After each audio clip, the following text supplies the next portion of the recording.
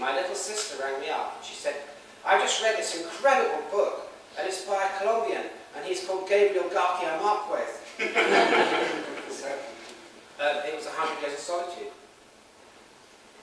And from that time on, when all of my contemporaries were reading rather cool misanthropic stuff by Martin Amis, I was reading Latin Americans. And, you know, I think we're very like computers, that you tend to get out what you put in. So because I've been reading nothing but Latin Americans all through my 20s, when I got going as a writer, I wrote in that manner. Well, and there is in Colombia and in South America, as you say, I've lived in the region myself, that this incredible exuberance and contrast of extremes, and there's much less of that kind of, do you mind awfully, in the moderation that one gets in, certainly in middle-class English culture, but influenced by that, but I wonder also influenced a little bit by brief spell in the army. War and conflict do appear a lot in your writing. It's quite... I put the war and conflict down, not just to being in Colombia, which I think may still be the most violent country in the world, I'm not sure. They did have the world record for political assassination at one time. I didn't think it war. And that was just conservatives and liberals, that wasn't even the communists.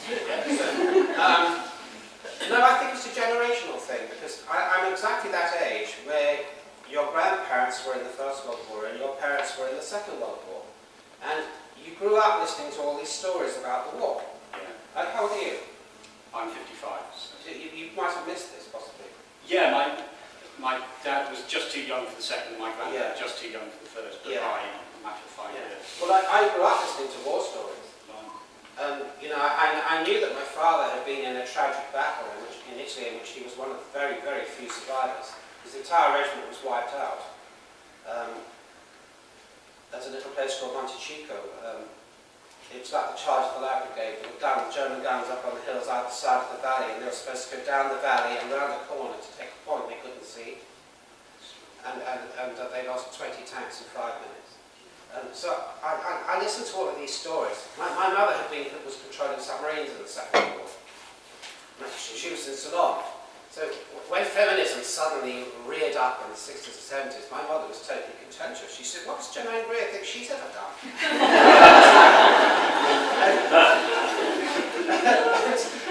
Of course, one of my grandfathers started the war in the First World War in India. He deserted the Indian Army and joined the British Army before he could be caught, and ended up in the Royal Flying Corps.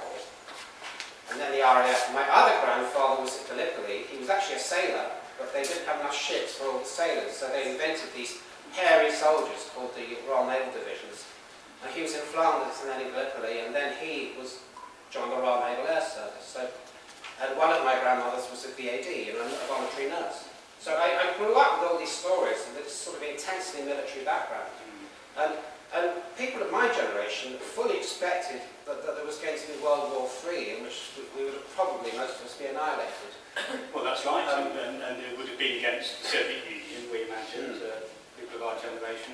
We almost thought it was inevitable at the time. I used to count the years between 1918 and 1939 and work out how much time I had left. The other thing about conflict is it brings out the best and the worst in people, and that just is very, very good fuel for a writer.